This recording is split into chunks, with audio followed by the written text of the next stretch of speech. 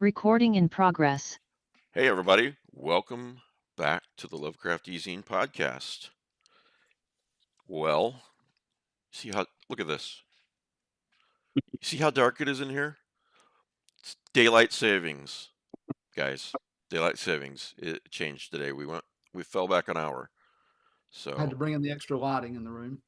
did you? Yeah. My wife woke up today and it was sort of like that scene from Salem's Lot when they finally get to Barlow and they remove the lid, and it's just like my wife was just like, and the minute she saw we had to turn it back, she likes the extra hour of sleep, but she does not like the darkness. Waking up in the dark, coming home in the dark. I think that's the worst part of the winter for us. Yeah, I can see that. Myself, I don't have to go anywhere most of the time, so I love it getting dark early. Yeah. So, Well, I'm the same way. I just don't like to drive it home because I have to live with her, and she's just like, yeah, you don't have to go anywhere. You don't have to deal with this. You don't have to drive in the snow. yeah. Well, guys, welcome back to the Lovecraft Zine podcast. Our guest today is Ian Rogers, author of a new book, Sycamore, and others, Family, and Gray also, right? Did that just come That's out? great. Yeah. Yeah. So, so yeah, Ian, thanks for being here. Alan Hughes is here too, guys. So, Yeah. Thanks for having me. as I told you on via email, this just sort of snuck up on me.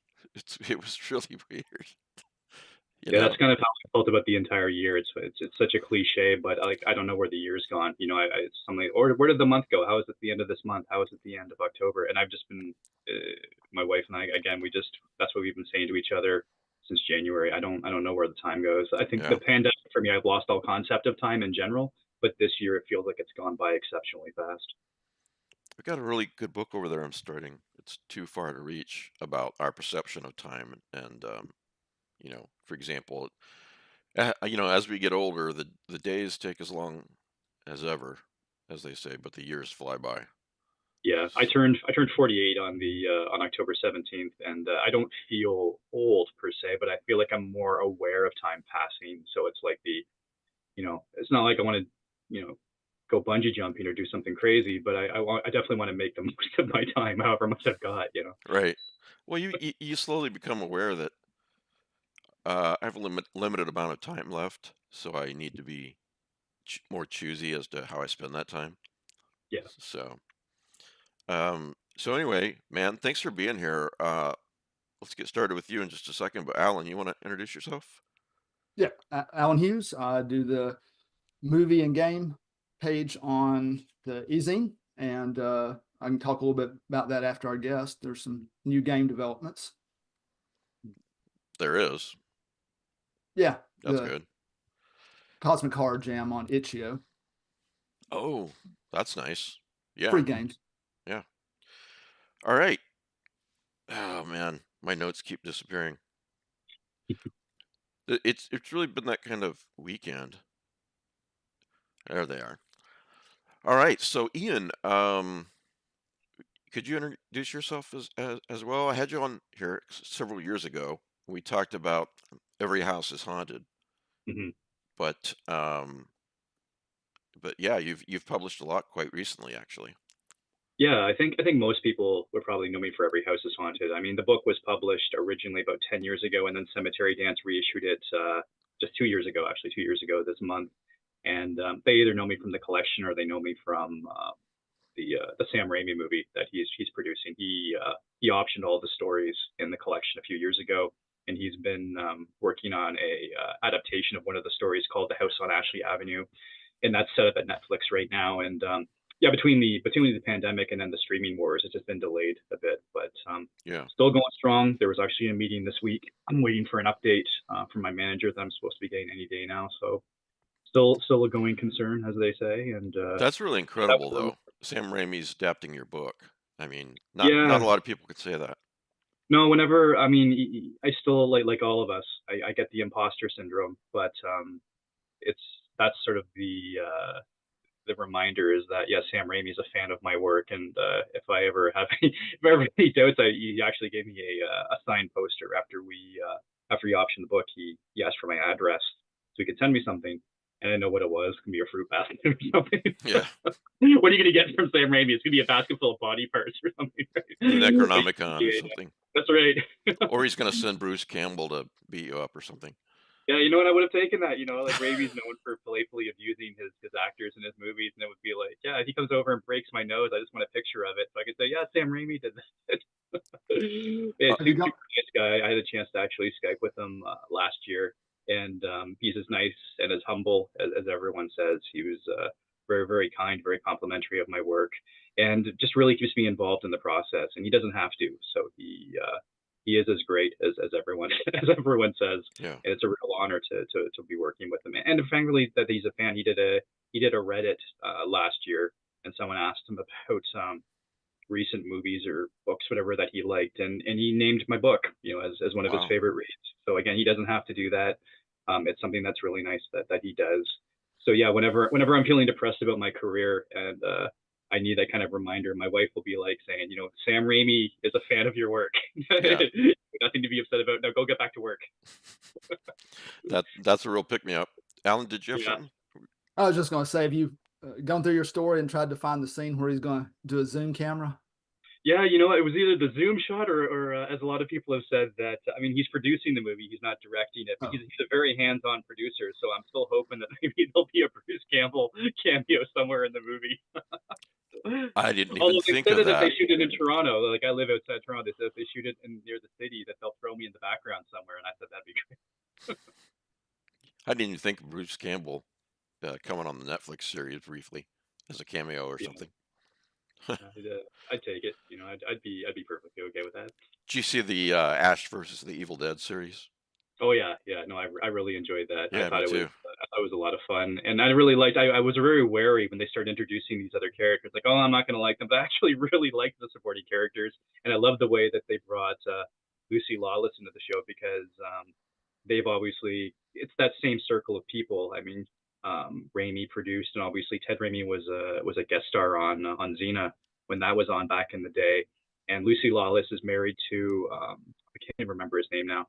I want to say he's one of the producers, or he might actually be the guy who does all the music for Raimi's stuff back in the day. But they're all connected, so that was obviously why Lucy Lawless was on Ash versus Evil Dead, and she was great. I love the mythology and love the way that they really sort of expanded it beyond the cabin. That was very clever. Can you? Okay, so the new novel Sycamore. Let's just talk about that first. Yeah, is got it right here. Actually. Oh, good. Oh, just came out the other day, right? Right, on Tuesday. And Tuesday. it has to do with what you call the Blacklands. And this isn't the first story set in the Blacklands, but it's the first novel, if I have that right. Yeah.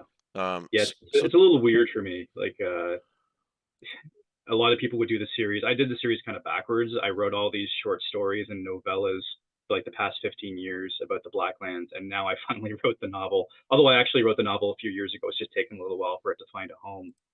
But yeah, it's basically it's just a kind of an urban fantasy world where the supernatural just exists as a part of everyday life, or as I say, a world where paranormal is the norm.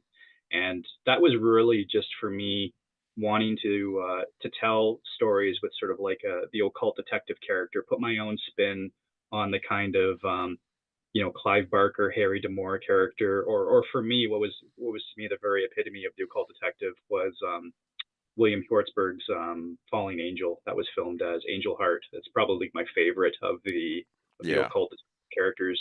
They've been doing them for like 100 years, since William Bob Hodgson and Edgar Allan Poe. It's been around for a long time, but for me, that was the more modern equivalent that really said, I want to do this. I want to see what I could do with this. You could even say the X-Files. Mulder and Scully are kind of their own. They're not private investigators, but they're federal. It's the same thing, basically. It's the same thing. But I always I want to do a world where you didn't have to spend the first half of the book convincing people that this stuff was real. Right. I was about to say that. Yeah, you save a lot of time and reading and writing it, doing it that way. Oh yeah, absolutely.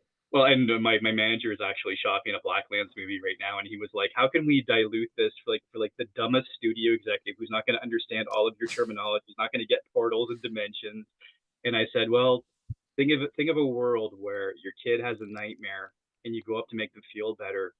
but you can't tell them that monsters don't exist because this is a world where monsters do exist. And they're going to learn about it in school eventually. So that's the world. That's a world where you have this palpable sense of dread hanging over everyone's head, or over the world itself.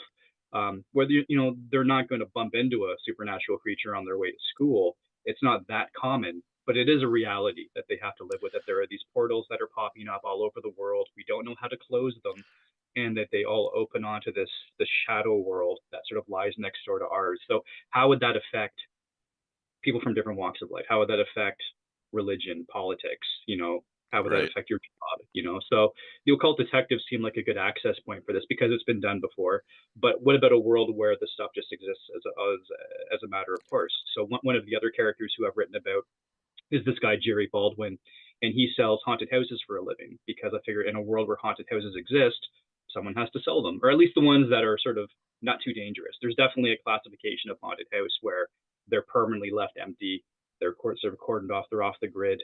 But for the ones that are harmless, someone has to sell them. Would they be easy to sell, or would they be hard to sell? So I like trying to look at the supernatural in a very almost a prosaic way. Hopefully not a boring way. I want people to still be enjoying my stories, but try to make it as realistic as possible. Like what would it really be like if ghosts and monsters exist? How would that affect your life? Well, let's back up a little bit because the first portal appeared, or we were made aware of the first portal in 1945. That's right. Um, that was a real mission. I remember reading about, I believe, anyway. Talk about that. I mean, start at the beginning, and then portals started appearing elsewhere on the planet. Yeah, I mean, I think if you're going to do an urban fantasy series like this, I mean, you see it in either Mike Carey's Felix Castor books, which I love, or even something like Charlene Harris's Sookie Stackhouse books with True Blood. I mean, they deal with a real world event. They're urban fantasy, or in that case, paranormal romance, but they're in reality. They're actually also alternate history fiction. We don't really think of it that way, but they really are. There's something that happened in the past, and now our present day is different. Right. So for me, I wanted to pick a real event, which was the disappearance of Flight 19 in 1945, which was basically I wouldn't say the creation, but it was sort of the dawn of the Bermuda Triangle. The idea that planes and ships go missing in this area. They had gone missing there before, but Flight 19 was the one that really sort of burst it open. So for me, I wanted to take that event and say, well, what if that was when the Blacklands really sort of erupted? So it was like that was when reality was sort of raked across a cheese grater and all these portals started appearing. So there's a huge concentration of them in the Bermuda Triangle. It's a no-fly, no-shipping zone in my world. But it also, because it happened in the 1940s, it allowed me to deal with a generation or two of humanity who have now been living with the supernatural. So again, someone like Felix Wren, my detective character, he's never known a world. So it's not like, oh, well, back in the day when this stuff didn't exist. No, that was back in his grandfather's day. He grew up and this is the reality that he's known. So I liked taking a realistic event because I felt like it's a way of getting the audience more invested in it. Because a lot of people, especially if you know anything about mysteries, that's a big one. A lot of people know about the Bermuda Triangle. Some people know about the disappearance of Flight 19. And for me, that was sort of like the doorway into the Blacklands world, and sort of saying, it's like anything when you write a horror story, like you're kind of taking an everyday event or an ordinary person, and then you're sort of just tweaking it with the supernatural, right? You're kind of pulling them into your nightmare world. And for me, that was what I was doing with Flight 19. Well, but it's not overly common. I think you said in the book that most people in this world never come across anything. Yeah, well, and that's just it, like the concentration of the portals. I mean, they're obviously all in the ocean. There was a short story, I actually haven't even finished it yet. It's called Red Skies, and it's about the commercial fishing industry in the Bermuda Triangle, because they're not allowed to fish there because it's illegal. But because the fishing is so good, because no one goes there. Some fishermen will go there as long as, one, they don't go through a portal and don't never come back. They call those ships what was the missing ship, the Phantom ship. I can't even think of it now. Flying Dutchman. Kind of like the Flying Dutchman, or the one where the food was all was untouched. The Mary Celeste. Yeah. So they call them Marys. That was what they call these missing ships Marys. We don't want to become a Mary and go out there. And of course, there's also you'll get arrested if the feds catch you out there. You're not supposed to be there. It's a no shipping, no fly zone. So that's where the highest concentration of portals is. There's hundreds of them out there. But then on the mainland of various countries, you might have a few portals. I've never really said how many, but Sycamore starts with Felix, the detective character, sees a news report that a portal has popped up in Boston, and this is obviously it's a big deal because it's news whenever a new portal appears. But up to that point, Boston had been a portal-free city, so I knew that again, in a world where this stuff existed, if you had a city where there were no portals, that would be a big tourist draw. Oh, don't come, don't go to that city because they've got 2 portals. Like they're cordoned off and they're contained, but you don't want to go there. But come to Boston, we're a portal-free city. So Felix sort of makes this very dry quip that, well, I guess they're going to lose their portal-free status now. And that's going to affect their tourism.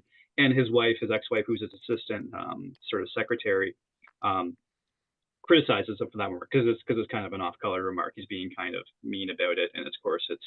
Yeah. And but that's Felix's defense mechanism. He's not a sardonic person in general or a very funny person in general. He uses it because this is the world that he lives in. Another defense mechanism he has is, I highlighted this, I tried to avoid the daily news as much as possible because his ex actually tells him about Boston. Right.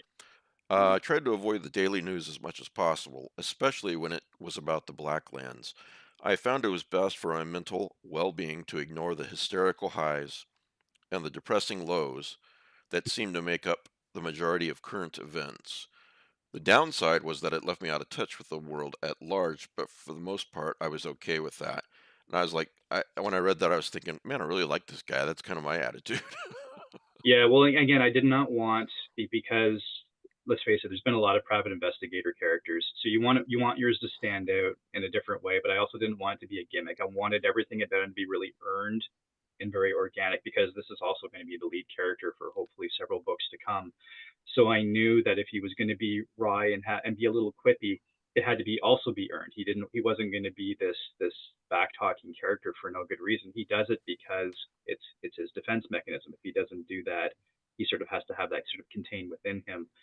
So it's the same thing with having his ex-wife as his assistant. The back talking assistant with that sexual chemistry is a very popular trope of private investigator fiction, and I really wanted to turn that on its head as well. So I was like, well, what if the private eye actually had a relationship with his assistant? What if they actually crossed that boundary? I was like, well, that's kind of interesting. It's like, well, what if they got married? I was like, And then what if they got married and then they got divorced and then they still have to work together? And I was like, well, that's kind of interesting. So that was why I liked it. Let's get rid of all that stuff. Let's get rid of all that chemistry. Are they going to sleep together and stuff that ruins stuff like the X-Files, in my opinion? And just like, they've already done all that there, but now they've got this history and they still kind of need each other. They don't know why. Are they going to become friends? Is it just money because they need to work together? I liked that dynamic. I thought that was much more interesting than they've got this repartee. Are they ever going to sleep together? That didn't interest me. Another clever thing I liked was I thought in the early chapters, he talks a lot like a TV detective. Mm. And then he reveals later on that he actually was almost a TV detective. Well, that's just it. Exactly. I mean, that was one of these things where I was going to save that. I was actually, that was something that was kind of added at the last minute because I wanted Sycamore to stand on its own, because if the book tanked and they never do another one, it was like, well, I want people to have had a contained story. I didn't want to end this on a whole bunch of cliffhangers and stuff. That wasn't fair to anyone. I want these books to be as contained as they could be, very much like, say, Robert B. Parker's Spencer series, which I love. I called these books, originally I called these kind of like supernatural Spencers. Because, yeah, he says that in in Sycamore as well. Yeah, well, exactly. And that's why I made him a former actor instead of I would say like 99% of all PI's characters in fiction, television, everything are either former cops, former military, and that's fine, because in reality, that's usually why they go into private investigation work. But for Felix, I thought, again, I wanted to do something a bit different. So I made him a former actor, and he wasn't a very good actor, and he was auditioning for a TV show about a PI, and he befriends the on-set consultant, which is a woman who is a private investigator, this woman, Madeline Ferrin, and she sort of takes him under his wing. She's like, "You're a lousy actor, but you might make a good private investigator." And I haven't really told that story yet, but that was sort of the genesis of this character is going to be a little bit different for readers. I put in the sidebar um, incident chat the link to your guide to the Blacklands. Mm. Can you talk about it a little bit? It's a very handy list, explains a bit what the Blacklands are again, and then you list in order, I think, the short stories that feature the Blacklands. Yeah, I think I really, because I've got this website for the Blacklands, and I've had it for a while, but now that the first novel has come out, there's been a lot more traffic to the site. I wanted to make sure that it was an introduction to the world. So the guide to the Blacklands is sort of a um, I won't say annotate, or a truncated history of the world, sort of hitting the high points, starting with the disappearance of Flight 19 and moving up to the present day, and sort of saying this is the state of the world generally over the past 80 years, where I've taken real world events and again, kind of dipped them in the supernatural. So largely, a lot of the events that we've had have still occurred, but other things have also happened. So it was like in the 90s, the military tried to do their own. They tried to basically set up a beachhead in the Blacklands, and it was kind of my way of doing, instead of Operation Desert Storm, this was Operation Shadow Storm. So again, sort of taking something in reality that was real from our history and saying, well, in the world of the Blacklands, where the supernatural exists, things would have been a little bit different. There would have been different focuses. One of I my like live the viewers, Kim, says that she'd love to see what you would do with the Philadelphia experiment. Well, and again, there's definitely things I don't want to spoil anything because there's lots of plans and we're only really one book into the series. But all I can say is, and I said this, I sent out in my latest edition of the newsletter on November 1st, no, Halloween actually, and I said that, and I'll say it here on the podcast because I love your podcast. Oh, thanks, man. Nice of you to say. Buying the first book in a series is an investment. Like it's an Yeah. investment for readers. Let's face it, when you see stuff like Game of Thrones where people aren't sure if Martin's going to finish the series or not, I get that, and I'm usually very and I'm always very defensive of the authors because stuff comes up. But at the same time, I also understand where readers are coming from. So all I can say is that I do have a plan. I don't know how many books it's going to take because it is kind of an ongoing series. It's definitely not a trilogy, or it's not going to be 5 parts, or even really 10. It's closer to something more, I would say, like Jim Butcher's Dresden Files, where Yeah. I think he has an endpoint, but I still think he says it's going to be like 40 books or something like that. I don't think mine will be 40 books, but I do have a plan. I am writing them. He told me one time, don't start with number 1, start with number 4 or 5. That's when I learned how to write better. Well, I was going to say, and he wrote the first book as kind of an FU. Yeah, it was. Right. So I mean, and again, that was the same thing I heard too. He was like, he's very humble about that. And I've only read, I think, the first 8 or 9 of that series, but I've enjoyed them. And you're absolutely right. They do get better. I mean, he was only in his late 20s, early 30s when he published his first one. So, yeah, I mean, when you invest in a series, it sort of goes both ways. So I really want to reward that kind of commitment. Like I really appreciate however many fans that I get. It's not about the volume. It's about the quality. And I've had a lot of people from all over the world already reaching out. Even when arcs were going out and electronic arcs were going out, people were already reaching out to me. And the book hasn't even been out a week now, so that doesn't That's even huge, say anything man. about That's the general great. public reaching out. Yeah, no, it's fantastic. It's all the people, and I like the OG fans. So that people are like, oh, I've been reading the Blacklands since you've been doing the short stories. And I was like, I get that. It's hard to track down those short stories and those smaller things because some people don't read short fiction. I knew the novel was going to be the thing that really broke out. Same way with Every House is Haunted. Like I'm really proud of the collection, but a lot of people prefer novels. That's the way the publishing industry is. My wife is one of them. She does not read short stories. She was ruined for short stories by school. She's an English major, and she got so sick of analyzing them and dissecting them that she doesn't read short fiction anymore. She not Bradbury, not even Bradbury. Not even Bradbury. Like I said, she was just traumatized. So okay. So someone reads Sycamore, they love it, and they're like, I want more of this. I love this Blacklands concept and everything. I linked to your page in the side chat. I linked to the page that lists them all. Yep. Just real quick, starts with Fungi and magazine, and then Shivers, 8, Mhm. Weird Horror. Yep. That was a great little magazine. Wow. Yeah. Night, So Mike Kelly, fantastic. yeah, Yeah. Nightmare Abbey #3. Man, that cover is fantastic. Oh, he's nailing it. And when Tom reached out to me, Tom actually published one of my stories years ago called The Dark and the Young, in this beautiful hardcover anthology called Bound for Evil, Bound by Evil. It was all about evil books. And then he just reached out to me about a year ago and said, "Hey, I'm doing this Nightmare Abbey. Would you send me something?" So I sent him a Blackland story, and he loved it.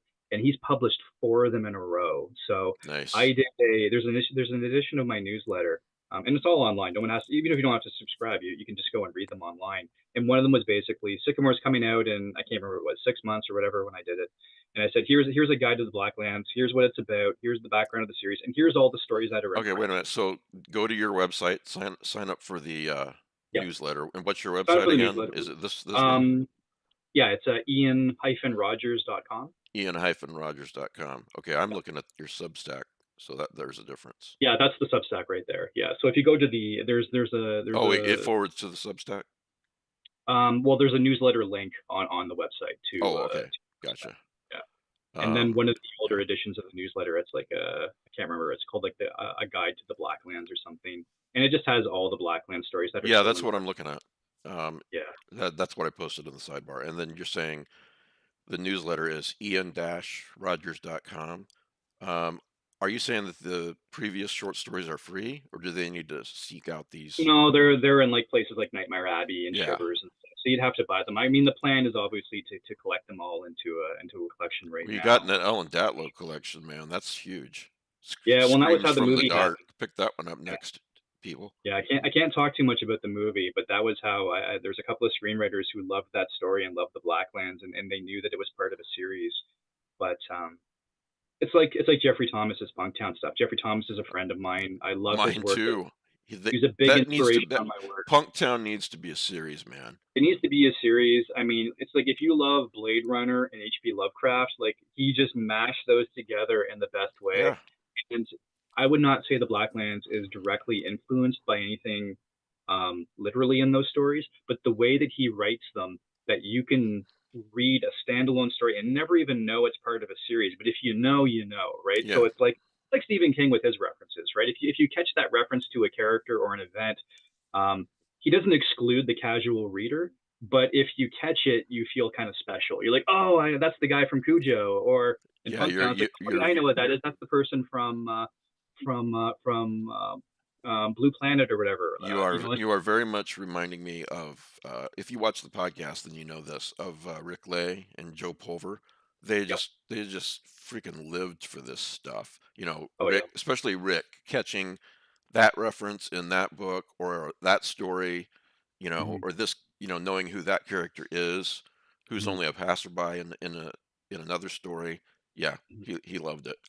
Well, that's how you reward the fans. You know, like this is I'm as excited to write this stuff. I'm not doing this. None of this is winky, right? Like this is all earned. It's all very organic. This is the planning that I've been putting into the Blacklands, inspired by people like Jeffrey Thomas, who I'm very fortunate to count as a friend, and who's always strongly promoted my work. Like, let me put it this way: once I finally get those stories together to do a Blacklands collection, if it's the kind of thing that I would want an introduction for, I'd be tapping Jeffrey to do it. Oh, I'm sure Jeff would. He's a really good guy. We're friends with him too. I mean, I was reading his stuff, 15 years ago or so, way before I even had a thought that I would be doing what I'm doing now or would meet Jeff and all the other folks I've met. And it's really, really good. I mean, like we both just said, it needs to be a Netflix or a Prime series or something, because there's just so or much even with a bigger publisher. material there. I just feel like someone he has had. I mean, 2 of the novels were picked up. I don't want to say it was Orbit or Titan. I can't remember. Some UK press did a couple of the novels years ago, and he's had a little bit of breakout that way, but not nearly. He's one of these guys where it's like he should be having the big 5 deal. Someone should be reprinting all of that stuff, kind of like what Centipede did with those omnibuses, which I wish I could have afforded it, but I couldn't. Oh yeah, tell me. But I still think that's good for him. Like, I mean, that was someone who just was really appreciating what he did. And for me, I haven't had that yet, but again, the first book came out. But one thing we did have that was sort of like a little bit of a hint that maybe the Blacklands could break big was about a month before the book came out. This was, no, it was a couple months. It was just August. Spotify decided to do audiobooks of Sycamore, and then the second book that's coming out next year. Really? And they love Instead of Audible? It's, well, yeah, Audible is sort of they're kind of taking the Audible audience, I think, is what was Gotcha. my understanding Gotcha. of it. I'm not really sure of the business angle there. Yeah, but I'm sorry. Audible Go on. is absorbed by Spotify, as I understand it. I Yeah. didn't. Well, let me put it this way: when my agent came to me and said Spotify loves the Blacklands and they want to do these books, I was like, Spotify does talking books? Like, I had no idea. They did a Batman short Batman series a couple of years ago, and Right. you know, so they're starting to every time I go to my Spotify, there are more audiobooks on there, or Yeah, more well, that's audio what my agent plays. said. You know, Yeah, they've exploded really, really big. And the thing for me, and my agent was just, he was just obviously excited about the deal, excited about the interest, but he said that for him it was just really gratifying to see someone else really see the potential in the series that he's been seeing since I've been sending him the Black and stuff, and we were shopping Sycamore and everything else. So he was just gratified to see this, obviously a huge company like Spotify really wanted to do it. And he was like, well, Ian, if you really want to be clear how much they love this book, they are fast tracking Sycamore so that the audiobook will be available on the same day as the print edition. And if you know anything wow. about how long it takes to produce a talking book, it was like they made that talking book in like 2 months. So I got to audition the narrator, and then yeah, that was the end of August. So like I would say about 2 months for them to put that out. Wow. Yeah. John just texted me. He's doing a thing. He wants to be here, but he can't be. That's But right. speaking of John Langan, he introduced another book of yours, another recent book of yours, right? Yes, that's You right. want to talk about that one? Yeah, that was actually my It's called novel, Family. Family, yeah. Earthling Publications did actually got that one here too. So with really great cover artwork by Yeah. Chris Nerds. He actually did a few interior illustrations too. So You know what? I want to wait a second. My bad. Alan, before we get off Sycamore, do you have questions about that for Ian? I apologize. Just a couple. Yeah, go ahead. Sure. This is a modern horror novel, so it's got Wikipedia, Google, Yep. GPS, and we hear so many writers want to set things in the 80s so that you didn't have to deal with the cell phone. Right. You just worked it right into it. Well, you're exactly right, but there is a bit of a yeah, and you're right. A lot of people do the 80s so they can just avoid the cell phone problem. The way I avoid the cell phone problem is that the minute you cross through a portal, electronics don't work, or as I say, like they don't work normally. So I mean, That's actually pretty believable, given the circumstances. Exactly. I mean, you were talking about interdimensional travel. I mean, and the funny thing is that their government comes up with Faraday cage-like devices to try to get their technology across, and that was something that, again, I haven't touched on very much of what happened in the 90s when they tried to set up this, like basically a beachhead or a base in the Blacklands so they could operate from there. But yeah, imagine, yeah, you could take a car over there with limited electronics in it, but the minute you try and take over, like say a computer or anything else, it's not going to work, or it's not going to work properly. So again, it's something where I didn't feel like I was trying to take an easy way out. I just felt like, well, we're dealing with interdimensional travel. Why would you expect it to work? Right. So that was something for me where I really wanted to keep the Blacklands very much like the forest primeval, because that's what it is. They call it the Blacklands because it's a world of perpetual night, and they've done a limited amount of mapping to it.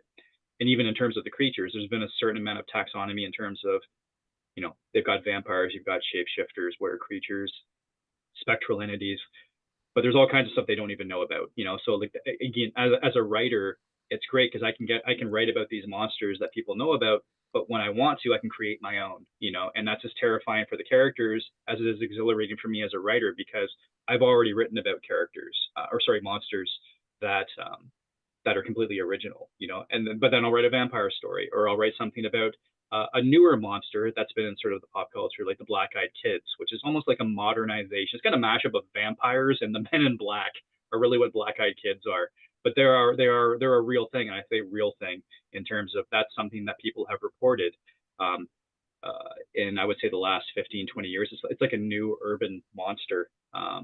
You know, I just like the fact that we're coming up with new monsters. You know, it's kind of like It gives you a lot of freedom. Slenderman. Yeah, exactly. You know, and that's the best part. I mean, I love the old monsters, and I love making them a part of the Blacklands. But for me, I like the fact that there's all these other creatures there that these characters have no idea about, and that also is a way of sort of me showing as this world of that. Yeah, we know a lot about the Blacklands. The government has learned a lot. Scientists have studied a lot, but there's still a lot they don't know. There's still even the stuff that they do know, they don't necessarily know why it works. They know that, say, you know, if you expose a vampire to sunlight, it kills it. They don't quite know why that works. Is there a scientific basis, or is it completely magical? You know, like they sort of know, but they don't really know. So they're really on the shore of this whole wild, untamed country. And the fact that there is no sun over there, it's this world of darkness. So it really is this world of their fears realized in my mind, and I love that. You know? Alan? Well, oh, yeah, that's just it's a great setting, and this is my first novel in the Blacklands. I want to go back to the short stories now. Yeah, it's been fun. Again, I kind of did it bass backwards, as they say. Taking 15 years to do the novel, but having all these short stories and stuff. But I do like that for the people who sort of have followed me along. And it's not like I don't know if there's anyone who's read all of them. They've been sort of helter-skelter in anthologies and magazines and chapbooks all over the place. But it is nice when you see someone who's been like, oh yeah, I remember your very first chapbook and you published this, and now the novels finally come out. That's always kind of cool. So Josh Mallerman read your novel Family. Mhm. He says authentic. Oh man, I am tired today. Authenticity. Let's just pass that word. Scary. Family is a seance in a box. I read a big chunk of this book alone in the house. Not the smartest decision I've ever made. Ian Roger has horror in his bones. And then, someone else we respect, John Langan, introduced it. So what's the spoiler-free plot of Family? Family is kind of like a haunted house story with a bit of a twist. It's funny because I mean I've written novels before, but that was the first one that I sold, and it was actually the most recent one that I wrote. When I connected with Paul Miller at Earthling, he knew who I was and wanted to work with me, and I wanted to work with him, and we were just trying to find what could I do, what would he want to work with. So I sent him a couple of novels that I was shopping, and neither one was really what he was looking for. And then I actually had this. It was a movie treatment I'd written for Sam Raimi. When Raimi and I actually had that Skype last year, it was really nice. He's talking about my work. He sort of pauses. We had this whole discussion about really great supernatural horror movies that went beyond their supernatural trappings, their horror trappings, and were just good movies. Were like good acting, good performances. So we're talking about. Do you remember a couple that he named? He was talking about The Sixth Sense, and we were talking about the original Poltergeist. Yeah. And then he pauses for a moment. He's like, yeah. And then he goes, Ian, do you think that you could write something like that for me to direct? And I was like, no, I don't really think I want to do that. You know? Of course I said yes. Yeah. But he's like, what do you do when the Sam Raimi asks you to write a movie for him? So I wrote. I don't know. Let me think about it. Yeah, exactly. No, I'm more of a slapstick comedy guy, you know. That's when opportunity is knocking and you got to open the door. Yeah, exactly. And again, he was just really humble. We were just a couple of guys talking about the movies that we liked, and he was looking for something to direct because he does so much producing these days, and he had just finished directing the Doctor Strange movie at the time, which was fine. I mean, it's a Marvel movie, it's a big industry movie, but I think he was looking for something a bit smaller. Like he hadn't done a horror movie since Drag Me to Hell, and that was more than 10 years ago. So I think he was just looking for something a bit more intimate to do. So I was on an interview call with his friend Bruce Campbell one time, and I said, "Are you a big Lovecraft fan or a cosmic horror fan?" He's like, "No, I'm not into that stuff, but Sam is." Yeah. And I thought, yeah, obviously. Yeah. Exactly. And that's what it is. He's just a horror guy. He likes being scared. He just likes this stuff. He's a super fan when it comes down to it. He wants to make good movies. I really do believe that with him. That's really why, even as a producer, he's very hands-on about it and very, very involved. And again, I can say that for a fact because I've had that contact and had that experience with him with my story that he's adapting. He hasn't passed this off to his minions. He's very much involved. He wanted to make sure that the right director was involved, that the right studio was involved. He really does care about this stuff. So I wrote him family. I wrote him this. It was like a 20-page treatment about this family that moves into this house. For me, it was like, can I write a haunted house story and still make it different, And it was just like, it's kind of a challenge for me because it's been done so many times. So he ended up passing on it, but was very complimentary, but it just didn't quite grab him. And so then it Paul turned Miller, into this novel. it turned into this novel. When Paul Miller was looking for a novel, I was like, well, I don't have any other novels to shop you, but I have this treatment. So he read the treatment and really, really liked it and said, could you write this as a novel in 6 months? And of course I said, sure. So that was my summer as I spent most of the summer and part of the spring actually writing family, and it was great. It was I had such a great time. I had a deadline, which I'd never really had before with a publisher that I've always wanted to work with, and it was going to be That'll there. keep you working. Oh yeah, absolutely. And I'm a fan of their work, a fan of the press. I'm especially a fan of his Halloween series. So it was a huge opportunity. I really, really wanted it to be good. And so for me, I'd never even written about a family. I've never really written about a family, but with kids, it was like, how do I do this? How do I make them different without making them gimmicky? How do I make them modern? How do I make them realistic, but even though I don't have kids? I loved every part of the challenge, even though it was also terrifying me at the same time. And I posted the link in the side chat, everybody, just to point that out. You can go there and you can read about the book and you can pre-order yeah, if you yeah, want. they're And still talking. pre-ordering is huge for writers and publishers. Yeah, So, well, absolutely. Yeah, and it sold. I think it was already in the first week. It was already, it's a 500 copy print run. It was already half sold out. And I think I'm not sure how many. I don't actually. It's funny. Maybe I should be more concerned with how many it sells. But even Paul was like, don't get fixated on selling out quick. Da da da. It's just like, it's a fantastic book. Tremblay? Actually, don't get focused on that stuff. So yeah, you talking about Tremblay or somebody else? no, Paul Miller, the publisher, he was just telling me, Okay. don't get focused on how quickly it's selling out, or if it hasn't sold out, it's not that it's not a slight against you or anything like this. Like Paul was almost like a publishing mentor in this. It was like, it's a fantastic book, like it's selling really well. Don't be worried about, oh, it didn't sell out in the first week, like some authors really fixate on that, especially in the collector's Especially market. hearing that from the publisher is probably calming. Oh yeah, well, and that's just it. Like I want him to succeed. I want him to want to work with me in the future. Yeah. And Paul's been fantastic. He's like, again, it's a dream to work with. There's a handful of these specialty presses out there that I really really want to work with, and he was really at the top of that list because I was buying those books. Like it wasn't like I just wanted to do something with him so I could sell this book. I was a fan first. I own several of those Halloween series books. So it's like Glenn Hirschberg, Josh Mallerman, Philip Fracassi, Conrad Williams. Like when you see these presses, it's like he's publishing all my favorite authors. It's a no-brainer that I would want to work with him. That page that I put on the side chat, as I said, people can pre-order Family, but they can also order Gray, your novella. Can you talk about Gray real quick? Yeah, Gray is it's a novella that I did with PS Publishing, and it's I was never really sure that one was going to find a home. Actually, it's a very very weird story. It's not like anything I ever really wrote before. My manager describes it as John Wick with angels and demons, and that's pretty accurate. It's basically the last human soul in heaven has been stolen by the devil and his children, the seven deadly sins. Or basically, I described them in the story as kind of like Ocean's 11 if they were demons.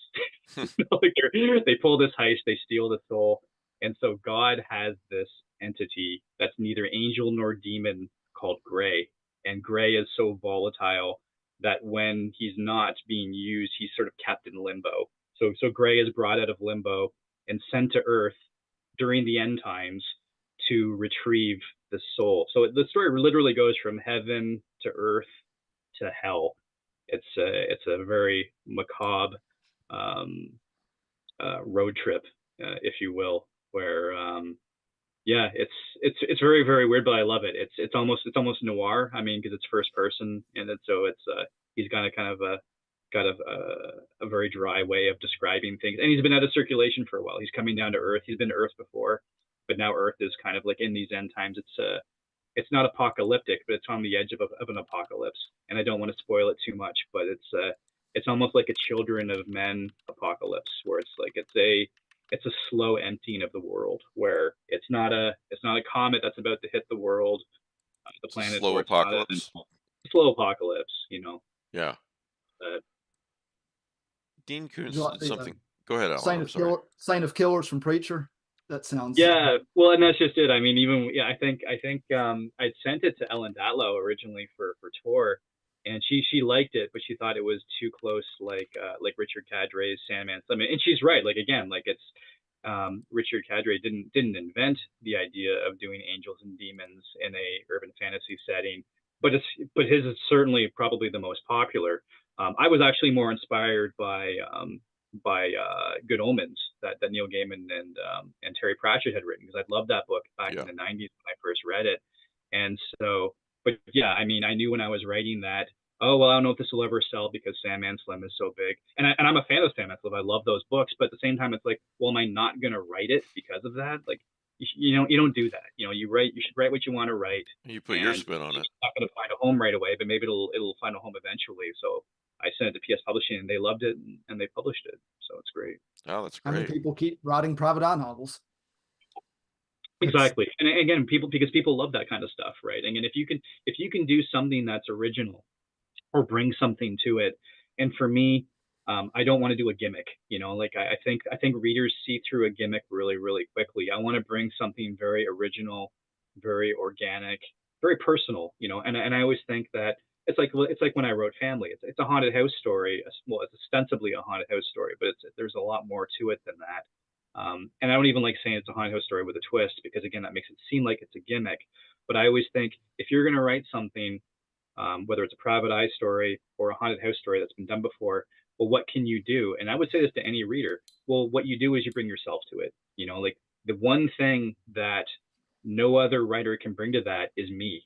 So I have to sort of dig into myself and say, well, what can I bring to this? Whether it's a personal experience or a personal vibe or something. And it's not easy. Sometimes I don't know what I'm doing, or much less if I'm going to succeed. But there was a reviewer who did a YouTube video. He had read an arc of Family, and he loved it. And he thought it was really scary, and he really liked the characters. He thought they were very believable. But the thing that really, I wouldn't say disturbed him, but unsettled him, was the conversations and the arguments between the husband and wife character. He said he was like, "Oh, Ian, those were really close to home. I don't know about that." And I loved it, because that was the part that sort of jabbed him in the ribs. And for me, I like to think that I can write a good scary scene, but I love when someone says they like my characters or the characters are believable, because I think if you don't have believable characters, especially in a horror story, then you don't have anything. If people don't believe in your characters, if they're not invested in them, they're not going to care what happens to them. You know, I think a good horror story, I think that's why the Friday the 13th movies are where they sort of became ridiculous and silly. They're still fun to watch, but you're rooting for Jason, you're rooting for Freddy, because these kids are just dispensable. You don't care about them. So I like having characters that you care about, because if you care about them, then you're going to care what happens to them. Yeah. Have you ever read the Charlie Parker series by John Connolly? Oh yeah, I love those. Yeah. And again, the way that they very subtly, especially in the early books, sort of get into the supernatural, so brilliant. He's a maestro of supernatural fiction, because maybe in the later books you can't really say so much, but in those first few, I bet there's readers who are like, "Oh no, those aren't supernatural at all. What are you talking about?" He's very insidious with those elements to it. I love them. Yeah, like Charlie Parker will see a ghost, and is he seeing a ghost of his daughter, or is he just missing his daughter and seeing what he wants to see? And it's brilliant the way he does it. So well, and that's why I feel like there's so much room for everyone at the table. It sounds like such a sort of a token line. But I've never really felt like I've been in competition with other writers. There's room for everyone at the table. We're all doing something different. We're all trying to It's bring not a ourselves. zero-sum game. No, not at all, not at all. Like even something, even when Gray was turned down because it was too close to Richard Cadre, it's not like I hold any ill will towards him. Like I don't know him, but I'm a super fan. It was just like this was something that I'm writing. This was an idea that I had actually independent of what he was doing, but within that kind of sort of subgenre, you know, it's it was just I was trying to really imagine with Gray. Well, you know, you got LA Confidential. Well, what if he had decided to rewrite the Bible as a crime epic? You know, it was just like, what if you had that author? It's like, I'm going to take these characters, instead of doing this, I'm going to drop them into 1950s LA or whatever, right? I mean, that's really, really what I wanted to do. I did not want to create something that was blasphemous, was going to piss off religious people, even though I'm not a religious person myself. I actually wanted to just sort of take the material and dip it into the supernatural and into crime noir and see what would happen. Well, Ian, it's good to see you again. Thanks for doing this with us. Yeah, no, absolutely. I love Yeah, being here. just the panel is few today. Matt Carpenter, let me pull this up. Oh, he went to a play of The Haunting of Hill House, and apparently it ran long. I can't wait to hear about that. Oh, nice. Yeah. So, all right. So, one of my Well, you don't need to have a huge panel, as you can see. Like I probably talk too much anyway, so I probably talk enough for like 2 or 3 more people on your panel. you make my job easier if you talk a lot. You're the guest, not me. Well, hopefully, I'm saying something reasonably intelligent. I am drinking bourbon over here, so when I start to slur, then you can just cut me up. Oh, suddenly, Ian, we have to go. You know. All right. So, a couple of quick things before we go to the Patreons. First of all, Donna is one of my Patreons. I want you to know, I took your recommendation of the ceremonies, which I have not read in a long time, but I took your recommendation of the Audible version when my Audible credit arrived yesterday. So thank you for that. I'm enjoying it so far. That's a good book. It's a classic. classic. It's a great book. But you know, if you haven't read it, and I don't know how long it's been, then it's almost new. So Yeah, I remember the I can't remember the last time I actually read it, and when I think of it now, it's like I can remember the broad stroke. I remember obviously that I really liked it. I mean, especially when you have an author like Ted Klein who only really did those 2 books. I'm still holding out hope that that other novel, I can't even remember what it was called, but I keep hearing rumors that he might actually finish it and publish it. I'm sure you've read Dark Gods. Man, do I love those Oh yeah, novellas. oh yeah, Holy so moly. good. Yeah. Listen, if you're not a Patreon, guys, I need you. I really do. And it's just me and the people who are kind enough to show up on the panel every week, like Alan here. And so I could use your support. You get a lot of Patreon only podcasts and more with the Patreon. Just Google. Well, the link is in the show notes, but you can also Google Lovecraft Easing Patreon, and it starts at just $5 a month, and you get an incredible amount of content for that. Interviews with a lot of writers, creators, and so forth. So I don't want to turn into commercial, but I do want to tell you guys that I need you. And if you can spare $5 a month, you can quit anytime you want. If if things get tough. I will never discuss politics on the show, but my God, I'll be glad when Tuesday is over. Because I'm like your character in Sycamore. I don't really pay attention to the news because I like simplicity. I like, I'm a student of Taoism, Mm-hmm. and it's just I want all that noise out of my head. So, but this is kind of different. So I'm like, I'll be glad to go back to not paying attention to the news again. So I'm always a reminder. There was a reader I had a few years ago, and he asked me if the Blacklands was a metaphor for terrorism post 9/11. That they have this really, palpable hanging over their head, and it wasn't. I wish I could say I was that clever that I would think ahead of something so relevant to what was going on in the world, but it really affected me because yeah, I mean, after 9/11, it was like terrorism's always been around, but this was something that was sort of like it was never driven home as more as it was after that event. So Absolutely. that was the way that he saw the supernatural in these stories was, yeah, it may not happen to you, but it's a real thing and it's always there. And yeah, it actually kind of made me sad when I read that because there was always someone who enjoyed the story but had saw this in it, and I was like, no, that's not what I Well, was people thinking. used to ask Tolkien all the time if if Nazi Germany was Mordor and that sort of thing, and he Right. would always deny it. But Yeah.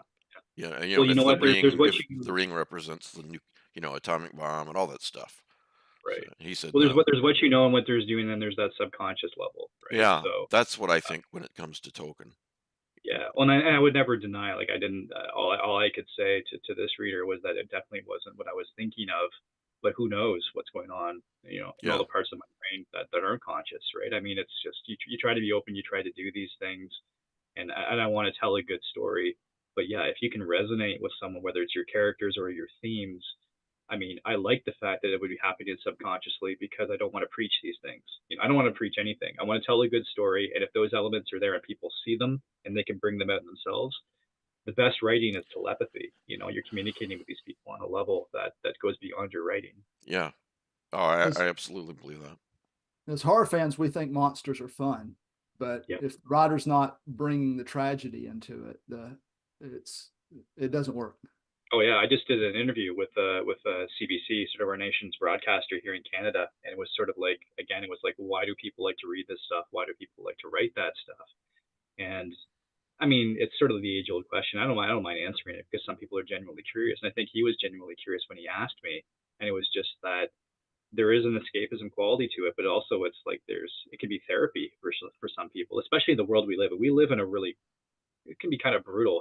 Like it's not just because I'm Yeah, older and I'm not a kid anymore, but I feel like even the adults back in the you 80s can and the you can we're be dealing with what we're scared. dealing with today. You can be scared while you're watching that horror movie or reading that horror novel or short story or whatever, but then you have the ability to close the book and get back to Yeah. your normal life. And Well, we can't I close think the that's book part these of it days. too. We can't close. There's so much an influx of so much information coming in right now, good and bad. And the bad just has a tendency of overwhelming you, whether it's world events, whether it's global or it's political or anything that's going on. It's kind of the double-edged sword that is technology and having this access to all this information. Hey, it's really great. I can Google this thing and have a cocktail recipe at my fingertips, and I Sure. know how to do it. I have to go look in a book. But the same way, it's like, oh, now I have access to everything that's going on in the world and everyone's opinion about it, and it's just overwhelming. I tell you, it's not good for the brain. No, it's not. No, it's not. I won't get into the studies on that, but I do want to real quick. All right, first of all, thanks for being here, Sam. And I want to post, and then I think Alan has something to do with Lovecraftian games. I'm posting 3 links in the side chat. Okay, so the first one is our friend and fellow panelist Stephen Mark Rainey, The House at Blacktooth Pond, and I just posted the pre-order link. And I've read this book, and if you're a cosmic horror / Lovecraft fan, you're gonna like this book a lot. So um, I'm gonna post a second link now, and this is a pre-order for Nadia Bolkin's next book. And those are kind of few and far between. And she's a really, really great writer. I'll talk about this again and maybe get her on the show, but I want to make people aware of these things. And then last but not least, I'm posting a review for a guy who is actually advertising with me. So if you read the book review and you think it sounds good and you click over to Amazon to read it, yeah, you're basically saying to this guy, you spent your money well on Mike. So that helps me too. Um, Alan, what do you got?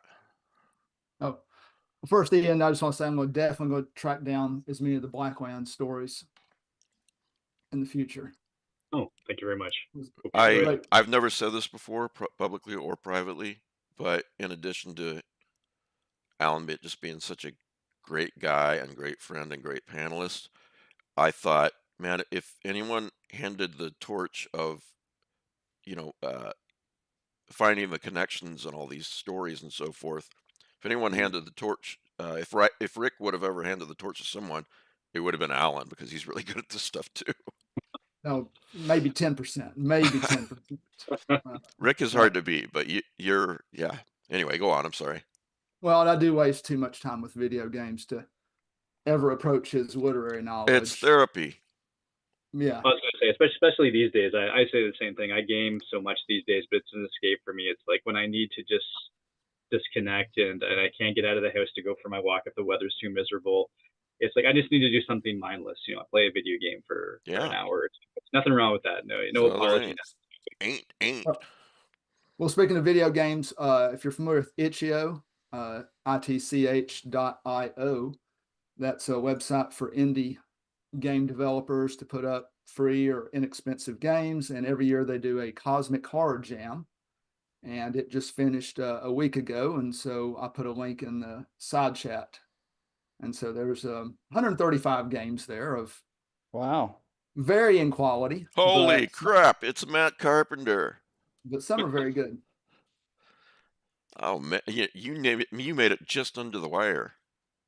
oh, I was at a community theater doing a production of Yeah. Haunting of Now that Hill. you're here, I got to hear all about this. Yeah, I'm Yeah, sorry. good. I'll let Alan finish and then Matt.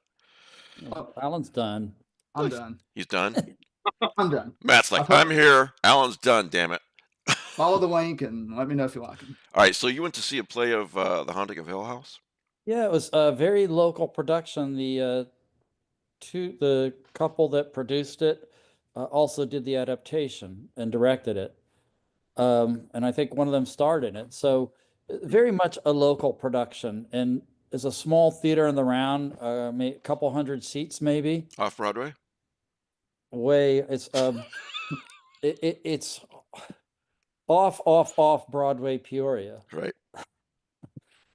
It played in Peoria. What can I say? It's like I thought that they did a really good job considering the setting with their sound effects and thumping coming from different areas and their flashing lights and Cool.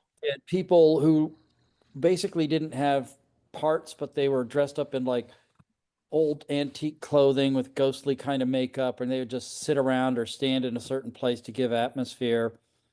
And for whatever else, I thought they did a really good job showing how the woman who ended up dying at the end of the book, they showed her increasing disconnectedness, how she was being led along by the house. I thought they did a really good job with that. So it's like, you know, for a local show like that, it's great. I will never make fun of or not admire art for art's sake. You know what I mean? Yeah, it's Cornstalk Theater for anyone in the greater Peoria area. Well, I'm from the Midwest, so yep. Well, that story though really lends itself. I could see a stage production doing very well. I was just talking to someone this week about, they were asking me for horror movie recommendations, and I think they wanted new stuff. But I mentioned Robert Wise's The Haunting, which is I think 1963, and I mean, there's not a drop of blood in it. There's not a real ghost on the screen because it's all acoustic. It's all the camera shots and the audio. And it was just it's still terrifying. You know, it holds up absolutely, even though the movie is over 60 years old. So when you see those kinds of special effects and what they're doing, and then you think about that of someone doing a stage production, it absolutely would fit that medium. Just a good use of lighting, in particular lighting and sound, I thought. Matt, do you want to talk about Scott Connors this episode Yeah. or wait till next episode? It's up to you. If it's this one, just not too long because I'm getting. No, this is going to be brief because I knew him a little bit. I met him once. I did not know him well. He just passed away is the headline there. Yeah, unfortunately. He is one of those guys who's an independent scholar, kind of like St. Joshi. I don't think he had a formal degree. I honestly don't know what he did for a living, but he lived in Northern California. So he had an expertise in the pulps, you know, but like everyone has their own little slice they're really good at. And he was particularly good at Clark Ashton Smith. Clark Ashton Smith lived in Auburn, California, and then he moved, I think. Did he create this? Yes, look who's the editor. It's Scott Connors. Oh, And he man. helped compile that book. So over the years, he was very important in For Smith's sale. scholarship. That's worth like $750, I Mike. know, that's why it's for sale now. Email me, people. Email me. So, it's like it took the 1980s to start having actual literary criticism of Lovecraft. And even that is like sort of a closed house. You know what I mean? It's not like it's well within the mainstream of English literature departments. Mhm. And most of the people who present articles to the journals are also the people who edit the journals or frequent the conventions. It's their interest. Well, there's not that same depth. They have Howard Days. If you're interested in Robert E. Howard, there's a big literary community and a Robert E. Howard Foundation. There's really nothing similar for Smith. I think you can look at his a website called The Outer Dark, and maybe I'm getting that wrong. That is got connections That's to Scott photograph. Nickley, The Outer Dark. Used to be a What's it called? podcast. I'm not sure. I'd have to look it up, or maybe Alan, you could look it up. It's like the website to go to for Clark Ashton Smith, with photographs of all of his art and connections to all of his stories. So the way The that, Eldritch Dark. yeah, the Eldritch Dark. So what Scott Connor did was he was one of the ones who championed literary criticism of Smith. Now there's of course Smith was a poet, and his poetry has its own set of literary critics, but so he was the one who first published a book of literary criticisms of Smith. And this was published through Hippocampus Press. He participated by editing the books from Nightshade Books, the collection of his fantasies. Gorgeous series of books. You can still get it in soft cover. And probably the most important thing he did, I think, was compile that book that Mike showed called In the was it? Realms In of the- Mystery and Wonder. this And book, from if you Centipede can get a hold of Press. it, Yeah. it is gorgeous. It's from Hippocampus Press, and it's not just that it has his prose poems, which you can read them and you say, this is what Willem would have loved. Yeah, It's he that would. He did. it's compiled like photographs of most of his sculptures and most of his drawings and paintings. So if you want an actual representation of his art, it's the best one to have. He received his the last Founders book- Award at the 2015 H.P. Lovecraft I Film didn't. I Festival. wasn't there for that. Yeah, what's the but Founders Award? apparently, well, when a boat founders, it sinks. Okay, then. All All right, he won an award, and I'm sure he deserved it. Right, and then the last book that I think he had any part of that I know of was they've tried to do a comprehensive bibliography of Smith's work. And again, of course, it's Hippocampus Press. So he was a presence at conventions, at Necronomicon. He was part of the weird fiction community, and he's I did not know him personally. I'm sure I passed him in a hallway at Necronomicon or so forth, but he'll be missed. He contributed a lot. It's like he did a lot of good work, and if you remember him for nothing else, that book that Mike has is just gorgeous, and it happened because of Scott Connors. So didn't know him personally, but R.I.P. and farewell to a member of the Lovecraft Circle. Yeah. Well, I totally agree, and I'm so glad you do this, Matt. That we always mention. Oh no, it's like when someone dies, I'm the one who puts up a notice on Facebook. Exactly. You are helping. You're helping. I swear I'm not like reading the obits. I just don't want these things to pass by unnoticed, in our podcast. I was just thinking the same thing. And at least those books are out there, and like that just means they're never gone. Right. Like you can read their stuff, the stuff that they've done that they're celebrated for, and that's another reason why I like the conventions. Is that you get these group of people together, and it's like they all remember you, and it's just like that signal increases because they're talking about their work. It's important. Well, Matt, do you have anything else? Otherwise, we're wrapping up. Just a second.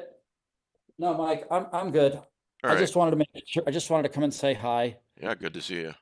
I'm glad you enjoyed the play. It's really good local production. I similarly, when I saw that performance of The Shadow over Innsmouth in Chicago, local production, never to be seen again. They don't Take take these. advantage of these things when you get a chance. They don't tape these kinds of things ever. There's all kinds of legal ramifications, Ah, like how are the actors going to be compensated? How's the theater going to be compensated? I can see that. Surely, like some of these things, it's just for these small. And as Chaz just said in the side chat, it's not the same. Right. Yeah. It's never the same when you're watching it, and there is something to be said about these things not being captured in time. You have to kind of be there. It kind of makes it a bit more special in that way. Even if I miss it, I like the idea of that a certain group of people in that theater got to experience that, even if I don't get to do it myself. So speaking of Chaz, next movie night, we're going to be showing a short movie before the movie that it's like a 28-minute feature of a Stephen King film that Chaz Mina has a role in. So we get to see him performing on the screen. That's a great little film, seriously. Yeah, so just pay attention to the movie night notifications coming up. It's from the Stephen King short story. Damn it. I remember reading it back in the day, and it was so impactful, but I can't remember the name of the short story. So. Anyway, so if you want to see one of the e-zine panelists and friends on the screen, join us for movie night next week.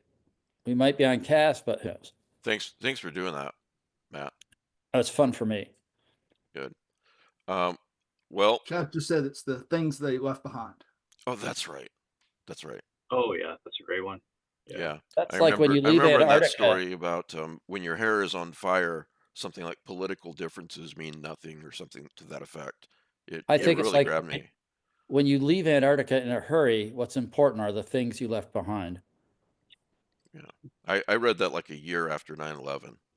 Yeah. I believe he had that out pretty quickly. Well, and it was in a collection it was an anthology with a bunch of other writers, and I remember I'm a big fan, so I just bought it right away, and it was like I want to say there was like an Ed Ferris in there, maybe a Lawrence Block, but it was all supposed to be like that type of fiction, and I remember it was a gut punch. It was so good. Yeah.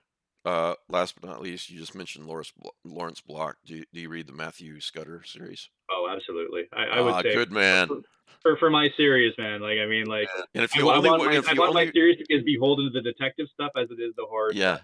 If you only read one of them, read When the Sacred Gin Mill Closes. I just turned Jeffrey Ford onto that. He's listening to the audiobook done by Mark Hammer, and he's like, "Oh my God, Mike, this is perfect. I love it."